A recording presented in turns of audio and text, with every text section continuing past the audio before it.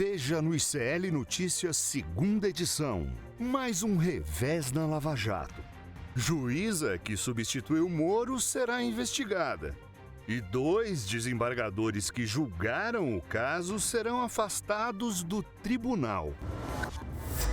Extrema-direita ataca outra vez. Maria da Penha, símbolo da luta contra a violência doméstica, recebe proteção depois de ameaças de ódio nas redes sociais. Golpistas fugitivos.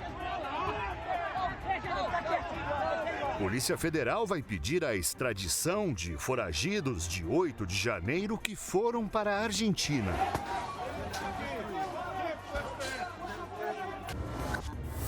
Alexandre de Moraes tira o sigilo de partes da delação de Rony Lessa, o assassino confesso de Marielle Franco.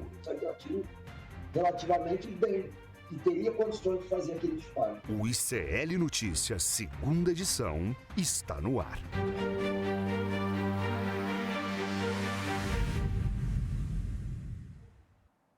Olá, boa noite. Seja muito bem-vindo, seja muito bem-vinda. ICL Notícias, segunda edição, está no ar nessa sexta-feira, gente. Sextou, a cara do Chico Sá. Tá quase abrindo a Genoveva aí. Tem notícia quente demais. Boa noite. Mesmo assim, estamos felizes. Vamos lá. Isso. Boa noite. Ao vivaço. Ao vivaço. Fiquei esperando o ao vivaço. Ao vivaço. Boa noite, Rodrigo Viana. Boa noite, Gabi. Boa noite, Chico. Boa noite, querido. Boa noite a todas e todos. Que dia agitado, especialmente para quem professa a religião alvinegra do Parque São Jorge. Há quem diga que algumas coisas aconteceram por conta da crise no Corinthians. Tem um certo ministro da Suprema Corte brasileira que, quando o Corinthians está em baixa, ele fica meio agitado. Aí bota baixa nisso. Não vamos nem falar nisso, senão a gente assusta a turma. Audiência, por favor. Lá. Mas vamos lá, né? O que aconteceu, né? O Corinthians impactado. O ministro Alexandre de Moraes já vem com a paulada logo de sexta-feira, né? O William De Luca avisou. Avisou e o ministro derrubou agora o sigilo de 2 trechos da delação do Rony Lessa, que é o mandante, não, perdão, né? O executor. O executor, exatamente. Ele confessou ter atirado contra a Marielle Franco e o motorista dela, o Anderson Gomes. A gente vai conversar hoje também com a Cristina Serra. Hoje é dia de Cristina Serra aqui no N2. Ela vai falar com a gente sobre diversos assuntos, inclusive a Polícia Federal vai pedir a extradição de 65 foragidos dos atos golpistas do 8 de janeiro e eles estão na Argentina. Cris Serra vai falar sobre isso com a gente. Chico Sá também está de olho nessa história, né? Essa história é muito complicada porque o Milei, ele está ameaçando, no momento, expulsar estudantes brasileiros das universidades da Argentina. Então, ele expulsa estudante, que tem todo o direito, que estão legalizados lá, e vai acolher agora criminosos, golpistas. E o pior, eles contam, o advogado dessa turma, quem está lutando junto ao Milei para livrar a cara desse povo todo, é um deputado federal chamado Eduardo Bolsonaro. Tinha que ser, né, gente? Tinha que ser. Vamos combinar que ele está sempre articulado com a extrema-direita internacional. Não é muito uma surpresa que ele esteja envolvido nessa história. Falamos também com o economista Paulo Gala sobre o resultado da balança comercial, que teve um superávit recorde, né, Rodrigo? E como que isso repercutiu na imprensa tradicional, né? Pois é, o PIB cresceu. A balança comercial, que é o que a gente vende para fora, né? O que a gente vende, o que a gente exporta, menos o que a gente importa, com um resultado super favorável. 35,9 bilhões de dólares, de janeiro a maio, tá? Perfeito. Daqui a pouco o Paulo Gala vem explicar, eu estou só dando aqui uma geral. E os investimentos externos aumentaram também. Então, sinais da economia continuam super favoráveis e ainda assim o governo tem dificuldades, porque você tem uma oposição de direita, e uma oposição de direita que só fala de temas amalucados, e uma imprensa que está agora parceira dessa oposição de extrema-direita. Não é de direita normal, é de extrema-direita.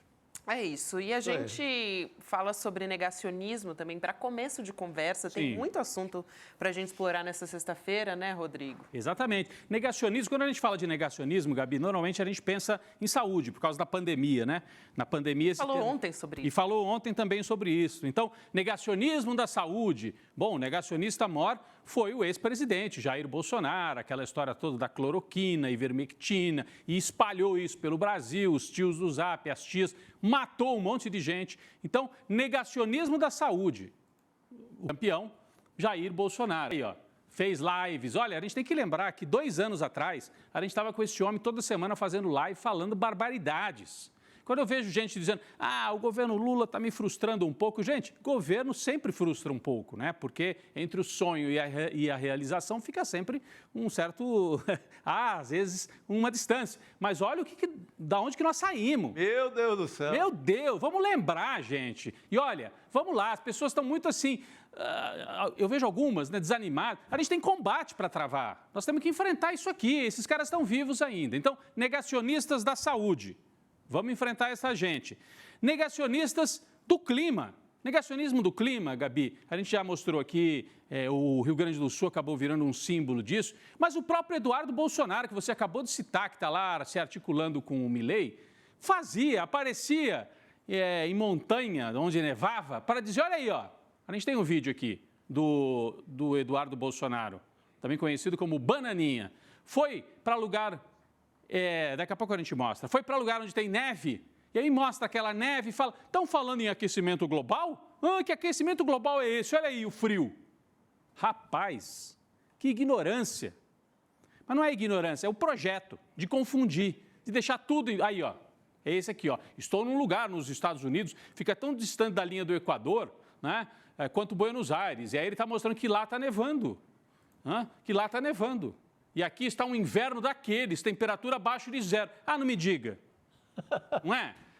E aí, como é que se pode falar em aquecimento global? Os Estados Unidos, por isso, saíram do Acordo de Paris, porque sabem que não é verdade. Rapaz, são uns negacionistas. Então, negacionista da saúde, negacionista do clima, o mundo, né, os cientistas, as pessoas, as lideranças responsáveis, tentando encontrar uma saída ainda. Nós já passamos do ponto, mas ainda estamos buscando saídas para não virar uma tragédia ainda mais grave no clima no planeta. E eles estão apostando no negacionismo. Agora, o que chama a atenção é que, além disso, agora tem negacionista da economia, negacionista da comida, gente. Ontem a gente mostrou aqui o Marcel Van Hatten. Vamos sair de um personagem e ir para outro. O Marcel Van Hatten é aquele deputado que o Demore até brincou que não gosta de criticar porque ele já é um senhor de idade, mas ele tem 30 e poucos anos. É que ele tem esse estilo, assim, de... mais velho, né? Não sei por que ele quer, enfim, é o jeito. Bom, o Marcel Van Hatten entrou na justiça para impedir o Brasil de importar arroz. Rapaz, aí eu fui descobrir, não sou eu, isso aí estava qualquer um podia descobrir, né? Mas que outros deputados e deputadas do Partido Novo foram na mesma linha. Aí tem uma tal de Adriana Ventura, deputada federal do Partido Novo aqui de São Paulo. Fez uma postagem denunciando, como assim? O governo conseguiu o que eles queriam. Olha o que ela diz, Partido Novo de São Paulo. É o arroz do PT. Gente, eu não sabia que arroz era afiliado ao partido. Também não. Arroz do PT. Estão preparados para essa?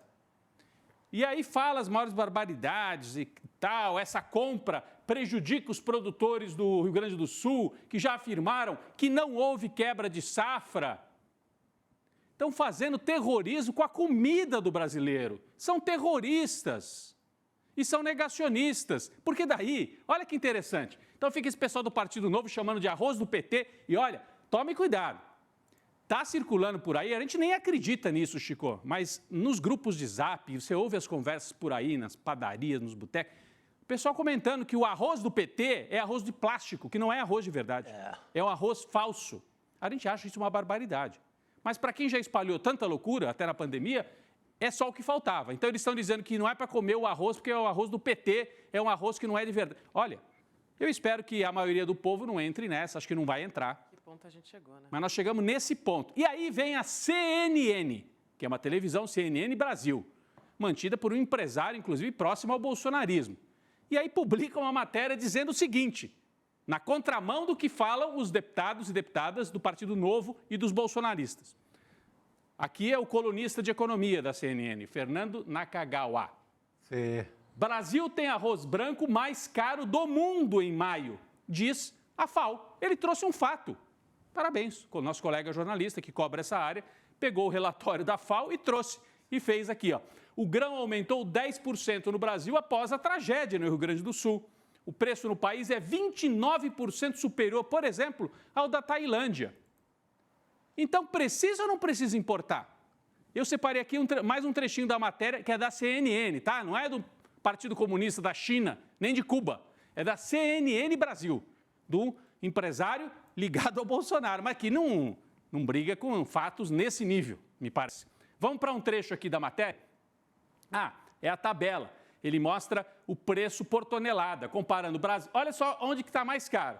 Brasil, Uruguai e Argentina, por causa de chuva. São grandes produtores, os três. E choveu demais, né? É tudo ali pertinho. O Rio Grande do Sul é o grande estado de produção no Brasil, Argentina e Uruguai. Mas o Brasil campeão do preço. Então, esse é um cenário. A Tailândia, olha, lá para baixo. Né? Vietnã também, lá para baixo o preço. Vamos para mais uma página aqui desse mesmo artigo da CNN. O relatório da FAO, a FAO é um órgão da ONU, tá, gente, que cuida de alimentação. Então, é um órgão com técnicos, com gente estudiosa e tal, um relatório produzido pela FAO. E a CNN está relatando. O relatório destaca que no Brasil, abre aspas, incertezas permanecem sobre a escala das perdas sofridas após as cheias no Rio Grande do Sul. É nada mais do que o óbvio. Choveu pra caramba, perdeu-se uma parte. Ninguém está dizendo que perdeu a safra inteira. O Demore explicou ontem aqui. Talvez tenha salvo 80% da safra. Ainda bem, que bom. Mas se perdeu 20%, já é muito. E uma parte pode ter se perdido já depois de colhida dentro dos silos, dos armazéns, porque inundou tudo, você perde, mofa, estraga. Então a FAO está dizendo, as enchentes levaram o governo a anunciar a importação do produto e, portanto, que tentaria aprovar redução de impostos para renovar estoques e manter os preços locais sob controle, diz o relatório. Gente, é o óbvio. Assim, isso aqui é relatório de gente, sabe, técnicos, economistas liberais que olham, choveu, estragou a safra. O país tem que fazer alguma coisa e está fazendo, o Brasil está fazendo. E constatação, o preço no Brasil está mais alto do que de outros países, bem mais alto. Bom, e aí? Então, os deputados do Partido Novo são negacionistas, estão negando o que diz a FAO, assim como o Bolsonaro e a turma da ivermectina negava o que dizia a Organização Mundial da Saúde durante a pandemia. Então, é outra área, mas o mesmo negacionismo. É impressionante. Tem negacionismo para todos os lados, inclusive no arroz, e agora vem um relatório que mostra que eles estão equivocados, que eles estão errados, e que o governo brasileiro tem que fazer alguma coisa, importar arroz para não deixar o preço explodir e não trazer dificuldades para o país inteiro por causa da crise climática, das enchentes lá no Rio Grande do Sul. Então, no meio de tanto negacionismo, chama a atenção até que um desses personagens dessa leva de, tresloucados de extrema-direita, na política resolveu não ser negacionista, ser mais realista. E aí eu vou mudar um pouquinho de assunto, sair do arroz e ir para a política. Olha a surpresa. Eles são negacionistas do clima, da saúde, até da comida, da economia, mas na hora da política, Pablo Marçal, o coach picareta, como diz o Boulos, deu uma entrevista e falou isso aqui, se o Lula for candidato em 2026, abre aspas, dificilmente alguém ganha dele, falou o Pablo Marçal, num rompante de sinceridade, de realismo, ou será que querendo dar uma estocadinha nos bolsonaristas, dizendo, vocês acham que eu estou no bolso de vocês, que eu estou fechado com vocês? Eu acho que esse coach, ele é picareta, mas ele é esperto. Ele é esperto. Ele talvez seja esperto porque é picareta, ou picareta porque é esperto, não sei. O efeito Tostines que ele tem na cabeça dele. Mas ele aplica isso porque os caras estão em dúvida se apoiam o Ricardo Nunes ou se vem pra gente. Aí, nesse momento de dúvida, ele, dá uma estocadinha, o Lula é favorito, para ver se a turma acorda. Acordem, porque o Lula é favorito. Vocês vão me apoiar para a prefeitura, bolsonaristas? Ou vocês estão me usando para chantagear o Ricardo Nunes e indicar a vice? Vocês acham que vocês estão com a bola toda? Não estão. O Lula é favorito ainda para 2026. Presta atenção. É o que disse o Pablo Marçal, né, nessa entrevista. E deixou os bolsonaristas entre perplexos, indignados e perdidos. Olha a postagem do Van Garten, principal assessor de imprensa e advogado do Bolsonaro. Ele põe a manchete e escreve assim, inacreditável. Ele botou inacreditável a declaração. E é também um chamado para os bolsonaristas atacarem o Marçal. provavelmente o Van Garten está mais na turma que quer fazer o acordo com o Ricardo Nunes. Exatamente. O Van Garten mora na prefeitura de São Paulo. Ele vive lá, ele está na equipe. Ele e o Temer. O Temer também vive lá. Você já trouxe essa informação. Sim. Foi repórter de política e quem já foi sempre é um pouco, né, Chico? Às vezes vai passando na calçada da prefeitura e vê alguma coisa. É isso, né? Mas é a informação de que o Van Garten é do bolsonarismo mais pro lado do Ricardo Nunes.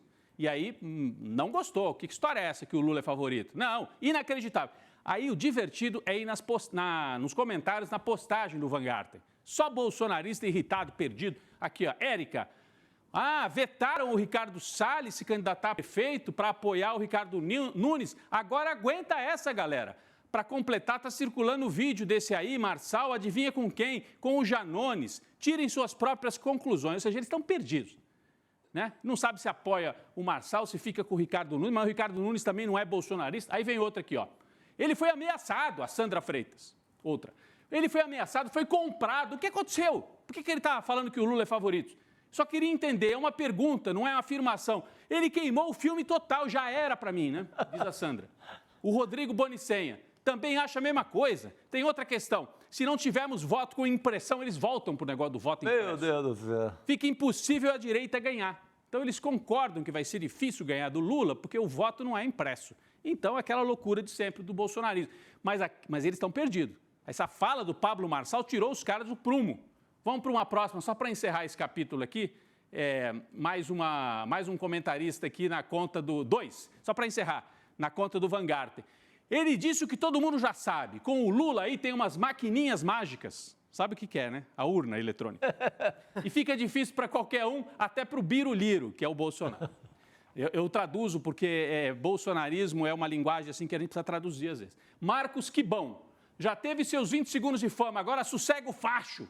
Isso aqui ele está dizendo para o Marçal. Todo mundo te agradece pelo que você fez no Rio Grande do Sul. Parabéns. Mas eu só espero não ser uma tentativa de terceira via. Já estão achando que o Pablo Marçal é um traidor do bolsonarismo, se apresentando como terceira via. Bom, por que eu trouxe isso aqui, gente?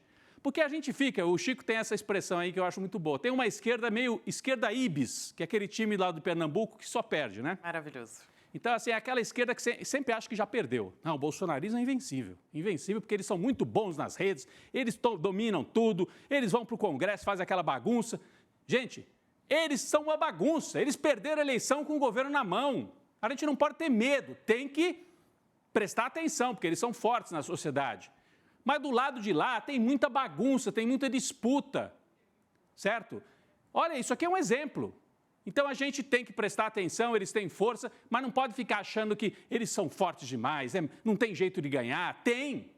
Eles são isso aqui. Essa bagunça também. Veja só, São Paulo. O Boulos está em primeiro lugar nas pesquisas, eles estão divididos entre Ricardo Nunes e Marçal. Pode até ganhar a eleição, tomara que não, mas num segundo turno podem. Mas estão agora nessa confusão. E São Paulo não está escrito em lugar nenhum que o bolsonarismo vai ganhar. Eu até diria que o Boulos tem uma chance razoável de ganhar a eleição em São Paulo. E no Rio de Janeiro, o quadro é pior ainda para o bolsonarismo. Eduardo Paes é franco favorito e deve ter apoio do Lula, ou no primeiro turno ou no segundo. Então, o Bolsonaro pode terminar essa eleição derrotado em São Paulo e no Rio. Então, não é um quadro assim para a gente ficar achando que está tudo perdido. É bom a gente olhar, às vezes, para o lado de lá e olhar e entender, olha isso aqui é o bolsonarismo, um presidente que receitava remédio para ema e perdeu a eleição com a máquina na mão, ameaçando todo mundo, botando polícia rodoviária, com o Lula tendo saído da prisão há poucos meses. Então, não vamos ter medo, tem que enfrentar essa gente, não ficar com síndrome de Ibis, viu, Chico? Total. Respeitar, porque eles são perigosos. Respeitar, eu digo assim, porque você tem que respeitar o inimigo, porque eles são perigosos, mas sem achar que eles já ganharam. Não ganharam nada. Então, batendo cabeça aqui em São Paulo, Chico. É isso aí, muito bem. Eu gostei muito do Esquerda Ibis, é muito boa a patente mesmo, o autor é um amigo meu de Salvador, do Françoel, que é um cronista lá de Salvador. Esquerda Ibis, porque o Ibis tem 70 anos de derrota e se orgulha disso. Então, mas a gente se assusta muito mesmo. Qualquer coisinha, a gente perdeu tudo, o mundo se acabou. É o apocalipse de São João Batista, é o fim do mundo. Essa eu não conhecia. Não é bem assim. É maravilhoso. Tem muitos comentários aqui, Rodrigo e Chico. Muita gente falando, por exemplo, o Ângelo Nobre está falando, se é briga da extrema-direita, eu estou pela briga, né? Então, claro. Aqui também o Asao Kinoshita, o Pablo Marçal virou comunista agora. Eu estou surpreso com o Conte, sabe? Porque ele é mais inteligente politicamente do que eu imaginava. Ele está fazendo o jogo. Essa declaração é uma declaração muito inteligente. A Cleusa Nascimento fala isso aqui, o Chico concorda contigo. O Pablo Marçal, ele pode ser picareta, mas ele não é burro, né? Não, muito inteligente politicamente, porque ele acaba de se reunir com o Bolsonaro, o bolsonarismo tem essa sinuca para resolver, o Bolsonaro está querendo impor um coronel, um militar para vice do Nunes, a parte, digamos, mais civilizada, se é que existe na extrema-direita, está querendo um civil, pelo menos ou uma mulher, uma vereadora, uma coisa mais civilizada. E o Pablo, percebendo a confusão, joga essa. Então, ele Porque é o seguinte, o Bolsonaro acha que está usando o Pablo Marçal. E o Pablo Marçal acha que está usando o bolsonarismo. Ele fala, tá bom, vocês acham que eu sou bolsonarista? Eu estou aqui, ó. E ele vai botando o nome dele para circular. E de hora que ele fala o Lula é favorito, ele está avisando os bolsonaristas, não estou à disposição de vocês para o que vocês quiserem. Eu tenho o meu jogo próprio. E foi cedo até, né? Foi cedo. Não quer dizer que ele é bonzinho, muito longe disso. Eu acho ele um cara perigosíssimo. Com Sim, certeza. é perigoso. Não, sem dúvida. Mas não é bobo, não. Não é bobo, não. Vamos seguir aqui falando sobre a história do Rony Lessa agora? Forte, hein? Essa daí Essa é pesada. foi uma paulada nessa sexta-feira, gente. Decisão do ministro... De agora a pouquinho, né, Gabi? Isso, de agora a pouco, do ministro Alexandre de Moraes, que decidiu derrubar o sigilo de 2 trechos da delação premiada do Rony Lessa, que é o executor confesso da vereadora Marielle Franco, e nessa decisão, Moraes alegou que os anexos 1 e 2 desse acordo de colaboração premiada já foram divulgados pela imprensa. São aqueles trechos que você assistiu, por exemplo, no Fantástico, a gente falou muito sobre isso aqui no Série Notícias também. Tem um trecho aqui, a gente está vendo, para quem está nos assistindo por vídeo, a arte nesse momento desse trecho da decisão do ministro Alexandre de Moraes, dizendo o seguinte: diante de inúmeras publicações jornalísticas com informações e trechos incompletos dos vídeos relativos às declarações prestadas por Rony Lessa, em sede de acordo de colaboração premiada, eu torno públicos os anexos 1 e 2 desse referido acordo, bem como os vídeos a ele relacionados, a eles, né, que são 2 anexos. Agora, esses vídeos a gente ainda tá, porque parece que é um vídeo muito longo, pesado, né, Rodrigo? A reportagem, inclusive, está fazendo essa apuração, Juliana Dalpiva e a equipe da Juliana está atrás disso, mas, conforme concordância da Polícia Federal, diz aqui o Alexandre de Moraes, que apontou não existir mais necessidade do sigilo para as investigações, né? Então, os demais anexos vão permanecer em sigilo, segundo o ministro Alexandre de Moraes, que também atendeu um pedido da defesa do Rony Lessa. Então, transferiu o Rony Lessa da Penitenciária Federal lá do Campo Grande para o presídio de Tremembé, que fica aqui no interior de São Paulo. Agora, a gente tem que ver o teor, né, desses vídeos completo, porque é isso, eram trechos da delação. Os especialistas, no caso Marielle, né, Chico e Rodrigo, inclusive, alertaram para isso. Olha, e são só trechos, de fato, ainda parece que tem mais coisa nessa história e agora a gente vai ter acesso para entender. Daqui a pouquinho pode surgir aí. Não, é tanto vídeo que juntando dá um Poderoso Chefão, dá toda a saga do Poderoso Chefão, mas vem muita coisa aí. E até essa transferência já é um pouco benefício da delação. Ele já vai o pedido da defesa foi atendido, e significa que já há uma leitura que compensou, é uma delação que entregou. Ela não se furtou a entregar informações, além da que todo mundo já sabia, que ele é o assassino confesso. É o homem que aperta o gatilho a mando, segundo o que se apurou até agora, da família Brazão, do Brazão, dos 2 irmãos, né? O Chiquinho e o Domingos. Brazão. Isso. Exatamente. A gente vai continuar acompanhando essa história e traz novidades a qualquer momento. Outra curiosidade é que essa decisão... Essa é boa. Ela é mais uma bomba que o Moraes solta sempre, como a gente já falou aqui, que o Corinthians passa por uma crise. Tem essa lenda, né, Gabi? Exato. Porque gente, eu não quero me estender em futebol, porque o pessoal diz que muita gente aqui não quer saber, não liga aqui para ver notícia de futebol. Mas o Corinthians está numa crise absurda. Hoje foi dia de várias crises, patrocinador foi embora. Perdeu 2 goleiros. Vai perder goleiro, não sei o quê. Aí o Xandão, o Alexandre Moraes, é corintiano roxo. Muito corintiano. Muito corintiano. Então, sempre que o Corinthians perde ou tem crise, olha aí, o nosso amigo William De Luca, eu já tinha postado. Ele falou assim, numa semana em que o Corinthians, olha aí, ó, perdeu 2 goleiros e o patrocinador master, eu não queria ser inimigo do Alexandre de Moraes, não. E ele postou isso antes, algumas horas antes. Foi previsão mesmo. Foi previsão, a mãe de Ná, William De Luca, fez essa previsão. E aí, passadas 2, 3 horas desse post dele, o que acontece? O Xandão fala, Corinthians perdeu o goleiro, agora eu libero essa coisa toda. Então vou para as cabeças. Toda vez que o Xandão fica meio chateado com o Corinthians, ele lança logo uma braba pra gente. Uma braba. Não é. Deixa eu só acalmar o Matheus Alcântara, que está sempre com a gente aqui do Ceará. Ele diz, vocês estão falando muito de São Paulo, eleição em São Paulo. No Ceará, no Nordeste, está acontecendo muita treta nas eleições municipais. Matheus, a gente vai dar muita atenção em breve às eleições no Brasil inteiro. Agora é só porque o bolsonarismo nos levou direto para essa treta entre o Ricardo Nunes e o Pablo Marçal. Mas fica tranquilo que a gente vai dar atenção à eleição municipal no país inteiro. No Ceará, Fortaleza tem uma eleição disputadíssima, que tem um bolsonarista em primeiro lugar, né? Então, Wagner, lá em Fortaleza, em primeiro lugar. Vai falar disso logo mais. Isso aí. Bem lembrado, Chico Sá. A gente dá atenção para todo o Brasil. É isso aí. Agora, tem uma outra história também importante que diz sobre a Lava Jato, gente. Então, vamos trazer aqui também. O Conselho Nacional de Justiça autorizou a abertura de processos disciplinares contra juízes da Lava Jato. Então, a gente está falando aqui de 2 desembargadores e 2 juízes do Tribunal Regional Federal da 4ª Região. A maioria dos conselheiros entendeu que houve irregularidades em atos dos desembargadores Carlos Thompson Flores, você vai se lembrar do Thompson Flores, né? O Loraci Flores e também os juízes Danilo Pereira e a Gabriela Hart, né? Uma velha conhecida nossa aqui, que substituiu o Sérgio Moro, né? A decisão do CNJ contraria o próprio presidente do Conselho, que é o ministro Luiz Roberto Barroso. Você deve se lembrar que ele alegou durante o voto dele que seria incabível o afastamento de 2 desembargadores por suas decisões. A Gabriela Hart, como eu disse, ela substituiu o Sérgio Moro, ela é acusada de validar irregularmente um acordo feito pelo MPF. E os outros, né, são acusados de descumprir uma decisão do STF quando eles afastaram o ex-juiz, o Eduardo Apio, né, do cargo. É um cipoal de nomes, Gabi. Eu só queria dizer aqui, daquela foto que estava aqui na tela, se a gente puder botar de novo a foto dos 4. Para mostrar quem é quem. Aí. A primeira da esquerda, Gabriela Hart.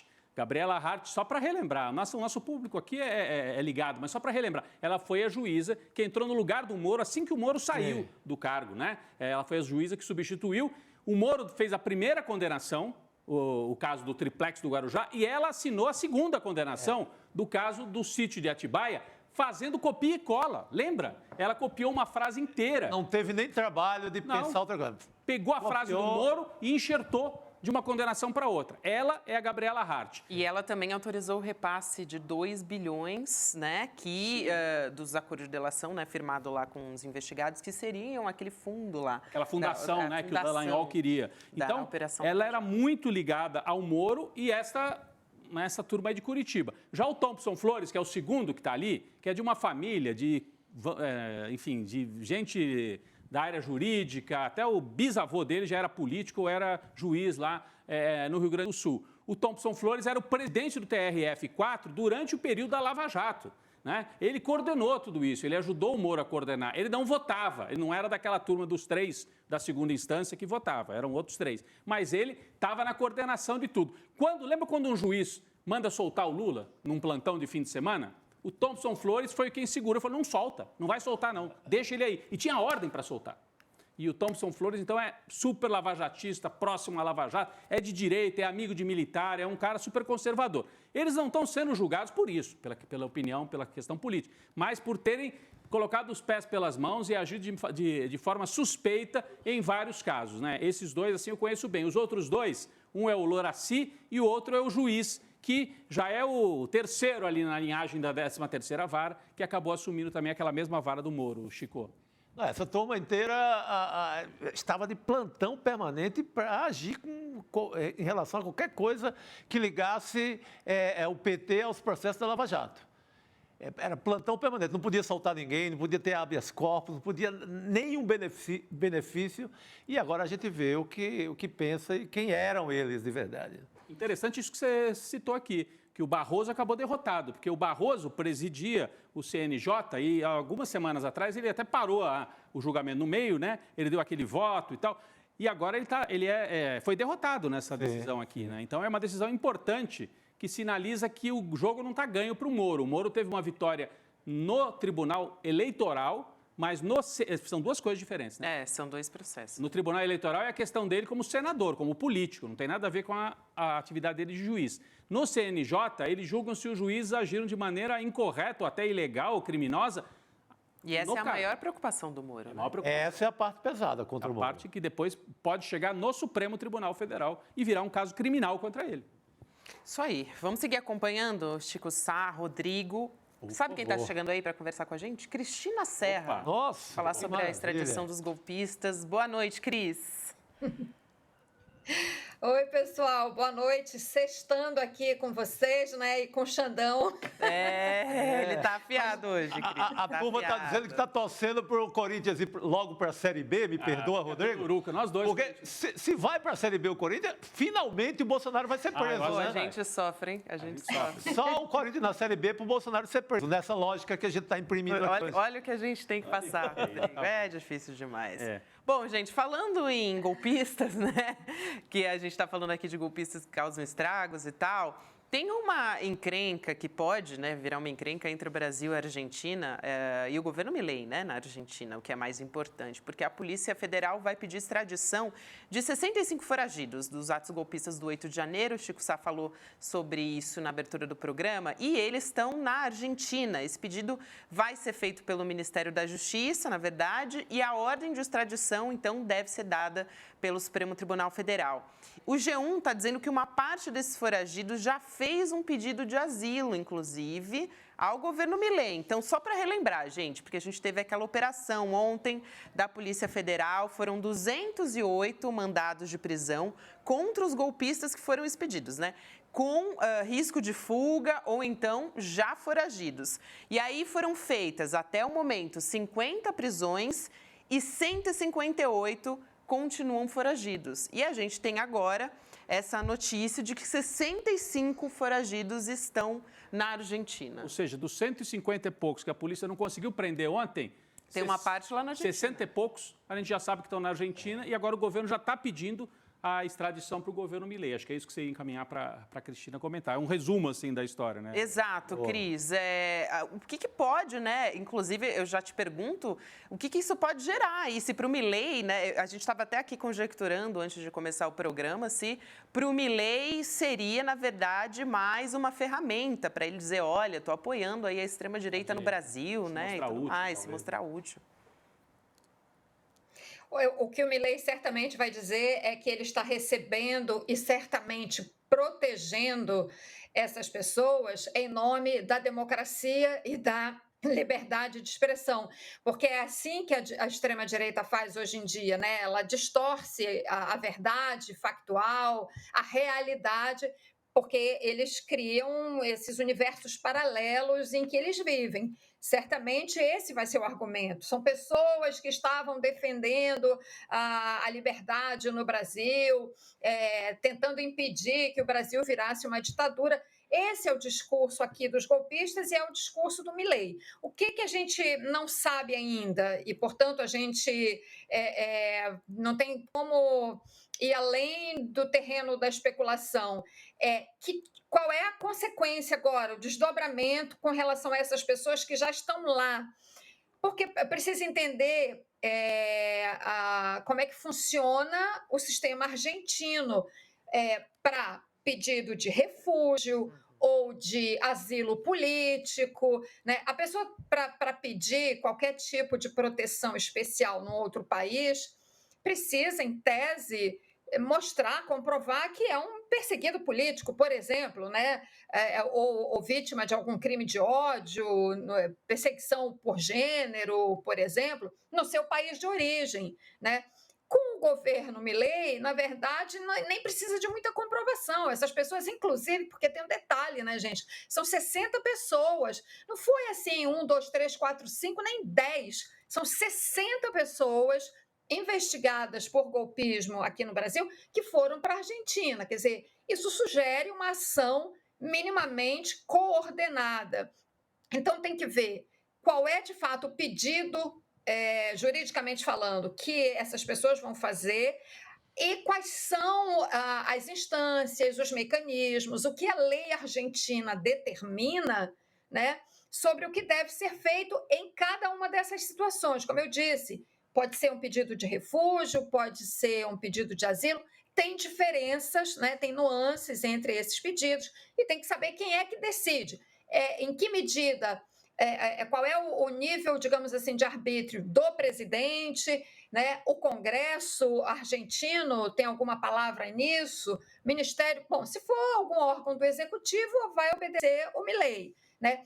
Mas, certamente, o Judiciário argentino e o Congresso devem ter alguma palavra a esse respeito. Então, a gente precisa saber o que vai acontecer, entender melhor. Agora, o grave para mim dessa história toda é como essas pessoas fugiram, sim, como eu disse, até sugerindo uma ação coordenada. Algumas delas já eram condenadas, estavam em liberdade ou porque teve algum relaxamento de prisão, alguma coisa assim. Essas pessoas estavam ou deveriam estar cumprindo medidas cautelares, tornozeleira eletrônica. Então, peraí, isso não estava funcionando? Então, desculpem, eu acho isso um tremendo vacilo da Polícia Federal aqui no Brasil. Acho inexplicável esse nível de negligência, é o que eu acho. É muito grave. E não é uma coisa, não é um pulou a fronteira aqui, outro saiu para o Foz do Iguaçu. Gente, isso é uma operação bem movimentada e uma operação que tem um agente defensor lá, que é o Eduardo Bolsonaro. Então, pode ter havido uma grande combinação, uma grande organização para tirar essas pessoas do Brasil. Sim.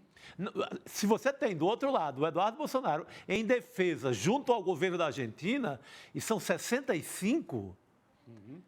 Eles estão desafiando claramente o Alexandre de Moraes, sentiram, perceberam, ou acharam, olha, deu uma fraquejada, como dizem os bolsonaristas, então vão aproveitar e avançar. Né? A gente comentou outro dia aqui, né, Cris, que política não tem espaço vazio. Então, Alexandre de Moraes estava numa posição firme. Começou a ser atacado.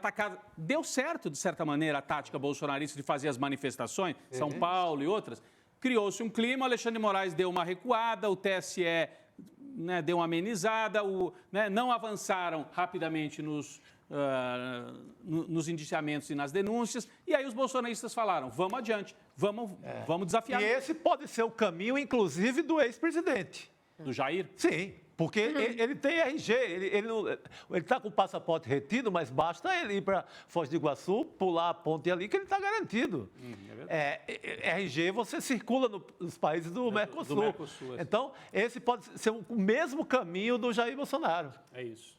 Inclusive... E Chico, não esquecendo que no Carnaval ele passou 2 noites na Embaixada da Hungria, né? Exato. Eu ia só citar também que entre os presos, né, e procurados não estão nomes como, por exemplo, Almirante Garnier, Braga Neto, essa galera toda, né? A gente está falando só dos bagrinhos, dos né? Bagrinhos, não bateu lá em cima, lá dos grandes...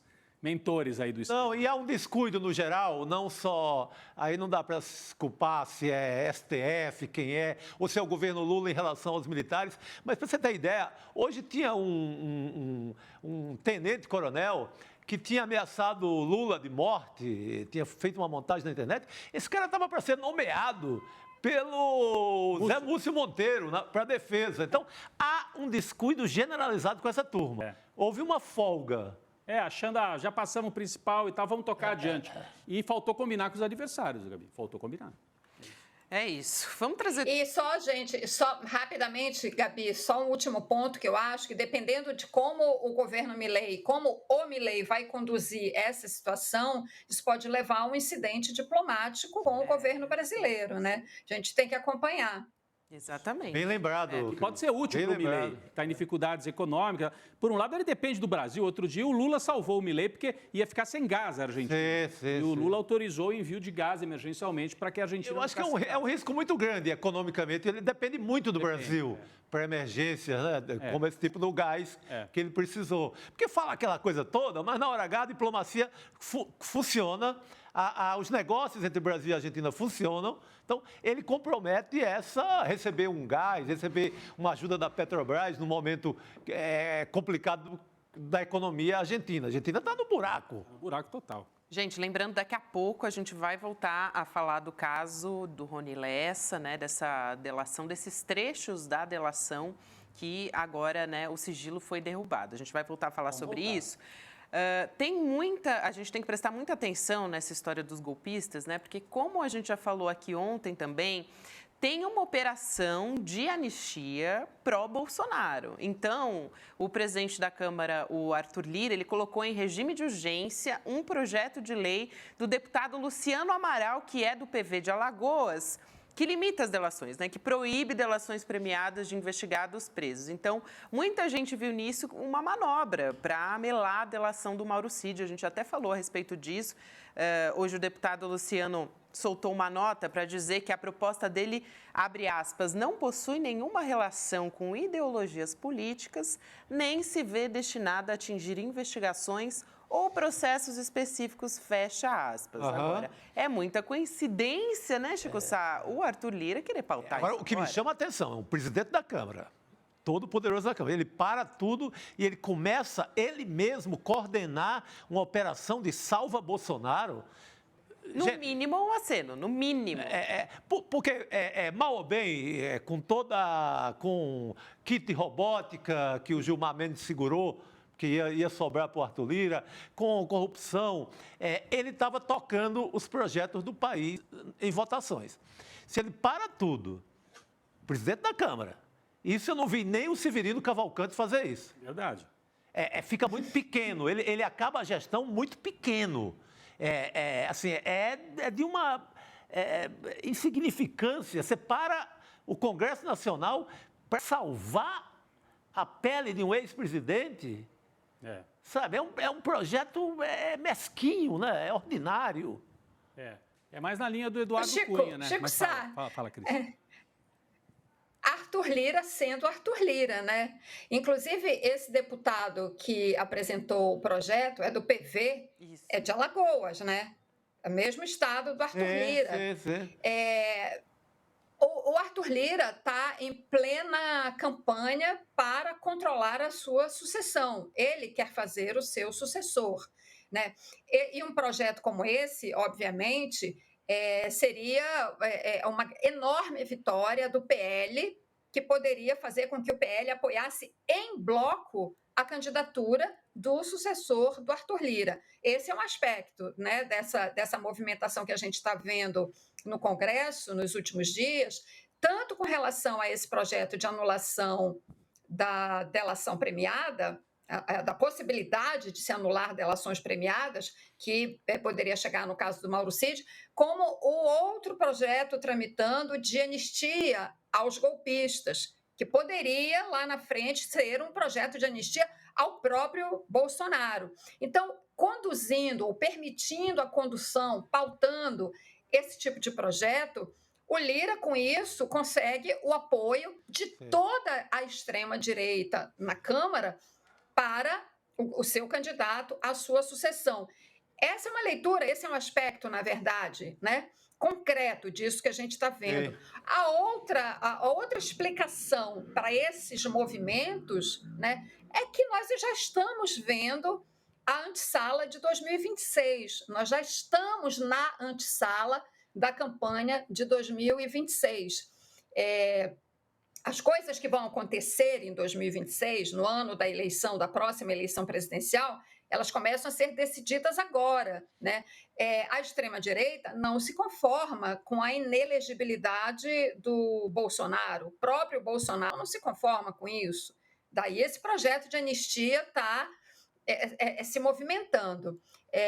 Agora, uma outra coisa aqui também, né? Esse é o modo de agir do Arthur Lira. A gente já falou disso aqui N vezes, né? Ele é o político que age com a faca no pescoço do adversário. Então, isso, entre outras razões, além dessas questões que eu mencionei, essa é uma forma de pressão contra o governo também. né? Sim. Então, isso é Arthur Lira. E outro dia, inclusive, eu volto a falar desse assunto, porque, enfim, até outro dia eu comentei que, eu não lembro agora, porque a gente lê e vê e discute tanta coisa, mas, enfim, alguém comentou, porque o Arthur Lira é uma linha auxiliar da extrema-direita. Ele não é linha auxiliar, ele é a extrema-direita. Quem faz aliança com extrema-direita é extrema-direita. Não tem nuance para isso. Quem ajuda a extrema-direita a ampliar o seu poder é a extrema-direita. Arthur Lira é isso. Claro que ele tem, por conta dos interesses fisiológicos dele, ele modula um pouco a atuação dele quando muda o governo e quando você tem, quando o eixo do poder se desloca. Então, a gente teve, com a eleição do Lula, é claro que o eixo do poder se deslocou, então as placas tectônicas têm que se acomodar. Ele sabe fazer essa acomodação.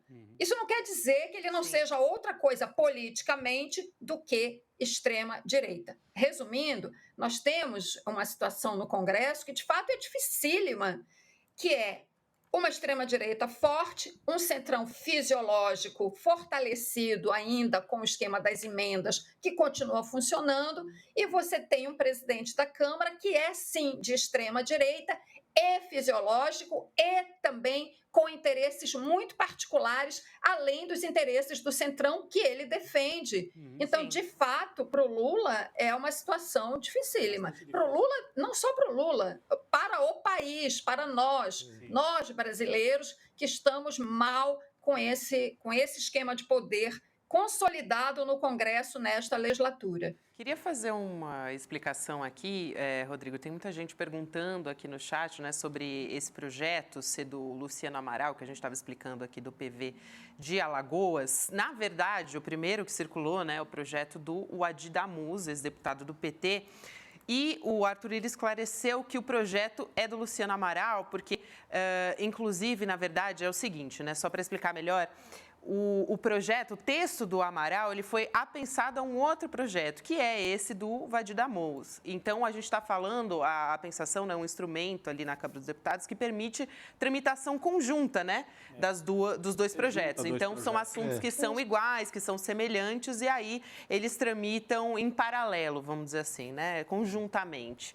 Então, só para explicar aqui para o pessoal. E o Lira deu uma alfinetada no Wadi Damuz, porque o Wadi Damuz ontem prontamente foi para os meios de comunicação e disse que, enfim, que não aceitava que o projeto dele fosse usado dessa manobra a favor do Bolsonaro, né? O Lira alfinetou de volta o Damuz, disse que a proposta dele era tão ruim que, se fosse votada, seria rejeitada. O Damuz não passou recibo, devolveu para o Lira, né? Diz que ser atacado pelo Lira, na verdade, é um elogio. O Damuz, que atualmente é secretário nacional do consumidor e foi deputado federal do PT no Rio de Janeiro. Para completar, Chico, Cris e Gabi, o ministro das Relações Institucionais, Alexandre Padilha, entrou na treta também e disse que esse projeto que o Lira quer pautar não vai mudar a situação do Bolsonaro. Olha o que disse o Alexandre Padilha para o jornal Folha de São Paulo. Nós temos aí na tela, abre aspas, os crimes e as evidências contra Bolsonaro não são frutos de delação. É o que a Gabi outro dia lembrou aqui. Exatamente. Não é só a delação do Mauro Cid. Bem a Polícia Federal investigou. Continuando aqui no Padilha, ele fez uma transmissão televisiva dos seus crimes. Ele fez uma reunião dentro do Palácio do Planalto, um verdadeiro BBB do golpe, disse o Alexandre Padilha, com bastante ênfase, Chico. Agora, você vê que o ânimo não está bom entre Arthur Lira. Já não andava muito bem, mas agora é aberto, né? Você vê que é fim de feira, o Arthur Lira vai procurar um candidato dele e adotar aí, contudo, nesse candidato, o governo está do outro lado, no momento é pau puro, assim, é treta total, não tem essa de... O momento é de separação total. Separação total. O Lira que já tinha atacado o Padilha também, né? Duramente. Naquele bem episódio, lembrado. No episódio do Brasão. Quando o Lira foi derrotado em plenário. Foi a última vez que ele sofreu uma derrota por parte do governo. Ele queria manter o Brasão solto e o Palácio se mobilizou e conseguiram manter o Brasão preso. Ali ele ficou pé da vida com o Padilha, e agora o Padilha está devolvendo também, atacando o Bolsonaro, mas de certa maneira dando uma estocada no Lira também, Gabi. E é isso, né, Cris? Acho que de fato não vai ter como, assim, mudar a situação do Bolsonaro, né? Só ia jogar para você aqui, justamente, acho que vai ao encontro disso que o Padilha falou, e a gente já falou aqui também no ICL. Sim, e tem mais um detalhe que eu acho que o Padilha mencionou também, né? E que eu queria. Se ele não mencionou, é importante a gente lembrar. A lei não pode retroagir, ela valeria para delações daqui para frente. Mas a delação do Mauro Cid já foi feita, já foi homologada, já levou à produção de provas, que é isso que o Padilha fala aí, além das próprias provas que o Bolsonaro produziu contra si mesmo, por exemplo, quando ele chama os embaixadores lá no Palácio para pregar contra as eleições no Brasil, contra a democracia brasileira, é isso que ele fala, televisionado, aquela outra reunião dele com ministros que foi gravada, o BBB do golpe, né? É muito feliz essa expressão. Então, além das provas que o próprio Bolsonaro produziu, a delação do Mauro Cid já levou a outra produção de provas. E, como eu disse, lei não pode retroagir. Imagina se toda lei aprovada nesse país mudasse tudo que aconteceu para trás. Ninguém conseguiria viver em sociedade. Isso não existe. Então, ainda, digamos que eles consigam aprovar no Congresso, na Câmara, essa barbaridade.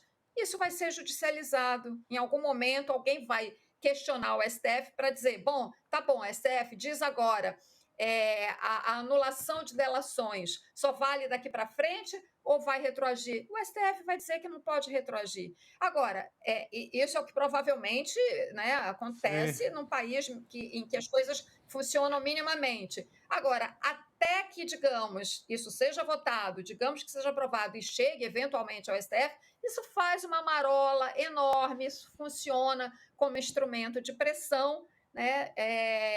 Enfim, porque eles sempre vão tentar, né, de alguma forma, favorecer o ídolo maior e, enfim, todos aqueles atingidos por essa investigação sobre golpismo, né?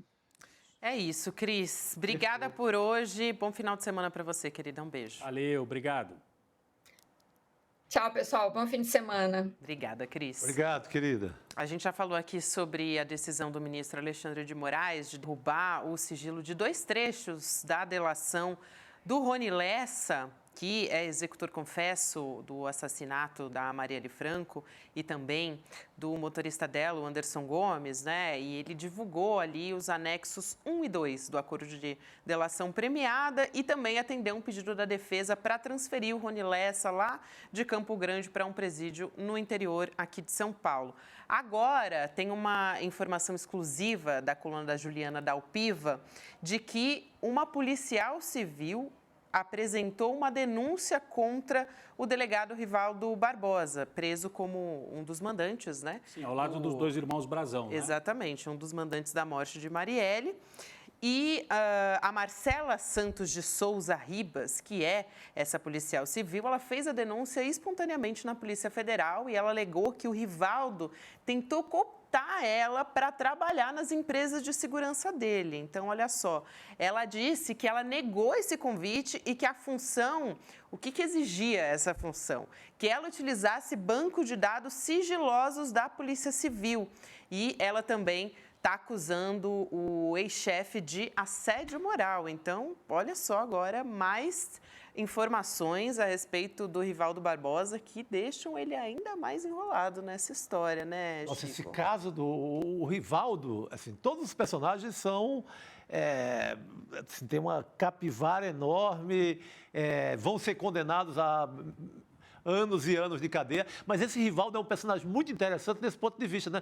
O delegado todo arrumadinho, todo ajeitadinho, ia lá, abraçava a família da Marielle, tirava uma onda de que estava consertando o crime no Rio de Janeiro e olha o que aparece sobre esse sujeito. Olha, ela também disse, a matéria da Juliana Dalpiva revela que essa policial que fez a denúncia contra o Rivaldo, o Rivaldo pedia que ela fizesse tarefas assim pessoais, familiares, pagar contas. E que, várias vezes, ela testemunha, o Rivaldo pagava contas em dinheiro vivo. Não é tão normal hoje em dia, né, gente? tem um boleto, sei lá, R$500, R$1.000, quem que dá R$1.000? Paga aí para mim. Todo mundo faz transferência, paga, enfim, paga eletronicamente. Não, ele dava em dinheiro vivo para que ela pagasse, o que isso levanta muitas suspeitas, já foi levantado, ele tem empresas em nome da esposa. Então, olha, o Rivaldo, no mínimo, né, um esquema de corrupção e, segundo a delação do Rony Lessa, muito mais do que isso, teria colaborado, inclusive, para atrapalhar as investigações que levariam até os irmãos Brazão. Gabi. Muito bem, gente. A gente vai continuar acompanhando essa história, porque ainda devem sair os vídeos da delação do Rony Lessa, desses 2 anexos que foram os anexos que o ministro Alexandre de Moraes derrubou o sigilo. Então, a qualquer momento, a gente volta com informação. Porque daí é o Rony Lessa falando, né, Gabi? Exato. O Chico Sá falou aqui, os personagens do caso Marielle. O Rivaldo, né, é um personagem assim, que chama muita atenção, porque estava lá do lado da família, abraçou a família da Marielle, prometeu resolver o caso, abraçou o Freixo, enganou todo mundo, segundo eles, né? Esse é um personagem. Agora, o Rony Lessa também é um personagem. E quando eu li as cartas que a filha, né? Porque a filha acreditava que o pai fosse inocente, imagina. E você descobriu que o seu pai é um matador profissional que faz qualquer coisa, recebe a encomenda e vai lá e mata. E era um exímio atirador, né? Era um policial que atirava muito bem, era um policial tecnicamente bem preparado e que vai para o mundo do crime. Não tem uma perna, né? Um personagem que perdeu uma perna já nas guerras lá das máfias no Rio de Janeiro. Então, o Rony Lessa é um personagem que fala de encomendas de morte como a gente fala de tomar uma cerveja na sexta-feira. Exatamente. Isso chamou muita atenção. Esse trecho do vídeo foi divulgado.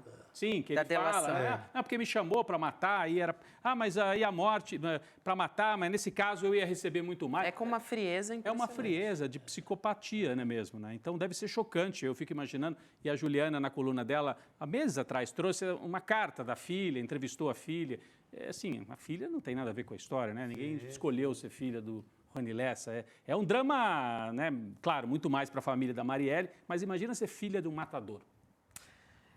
Caramba. Vamos continuar acompanhando essa história, então, e a qualquer momento a gente traz informações para você. Gente, vamos falar a respeito da balança comercial. Falamos um pouquinho sobre isso no início do programa.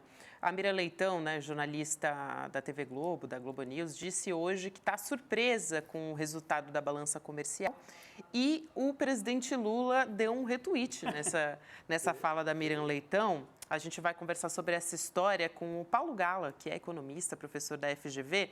Na coluna da Miriam Leitão, só para contextualizar aqui, ela informou que a balança teve um superávit recorde, né, de janeiro a maio, superando o recorde do ano passado. Até aí, informações, né, dos dados que saíram. E aí, ela disse que os analistas esperavam um bom saldo, mas que não superasse o de 2023. Aí, o presidente Lula foi lá e fez uma postagem nas redes sociais. Ele aproveitou, claro, a oportunidade, né, gente? E brincou, vamos dizer assim, com o pessimismo do mercado. Olha a fala do Lula. Ele diz o seguinte: e os pessimistas sendo surpreendidos novamente, porque está ali a notícia, né, da coluna da Miriam Leitão do Jornal Globo logo abaixo. Vou dar boa noite aqui para o professor Paulo Gala. Professor, obrigada por aceitar nosso convite. Seja muito bem-vindo. Boa noite, Gala.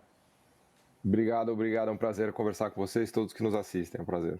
Professor, a gente quer te ouvir primeiro a respeito, claro, desse resultado da balança comercial e saber qual que é a sua avaliação sobre essa fala da Miriam Leitão, né? De que ela ficou surpresa, na verdade, com o resultado. Posso só acrescentar uma coisinha? Claro. Porque na semana, né, Paulo Gala, você tem o PIB e aí também todo mundo, o mercado foi surpreendido, porque o PIB... E o desemprego, né? Também. O desemprego. Não, mas quem salvou foi a reforma trabalhista do Temer. Então, uma ginástica na imprensa brasileira, né, para contar essa história, né? E a outra surpresa é que não tem o agro no pacote para... Aquele velho discurso de, mas é o agro. É o agro. Não é? Vocês não fizeram nada. Então tem as duas coisas juntas. Mas como o Paulo não é de ficar surpreso todo dia com a economia... Então eu queria ver se ele ficou surpreso. Não, a grande explicação desse resultado é o petróleo, que obviamente está muito ligado à eficiência da Petrobras, que é a maior produtora de petróleo do Brasil e uma das maiores do mundo, né? Muita gente não sabe ainda, mas o Brasil está prestes a se tornar o 5º maior produtor de petróleo do mundo, inclusive chegando no nível do Irã, né? Algo que a gente jamais imaginava há 10, 20 anos atrás. O Brasil se aproxima de mais de 4 milhões de barris por dia de petróleo produzido. Esse número era de 1 milhão no início dos anos 2000 e depois com a descoberta do pré-sal esse negócio explodiu. Hoje mais de 70% do nosso petróleo vem do pré-sal, que aliás foi uma decisão acertadíssima da Petrobras e do governo Lula lá atrás, e mostra que o superávit comercial brasileiro está mais diversificado, não está só baseado em agro, né? Havia um temor de que parte da safra fosse já afetada por conta da tragédia do Rio Grande do Sul. Lembrar que o Rio Grande do Sul tem 12% da produção agro brasileira. Em maio, né, obviamente, a gente já tem efeito disso. Mas a boa notícia é que o superávit externo continua, né, também puxado por petróleo, por mineração.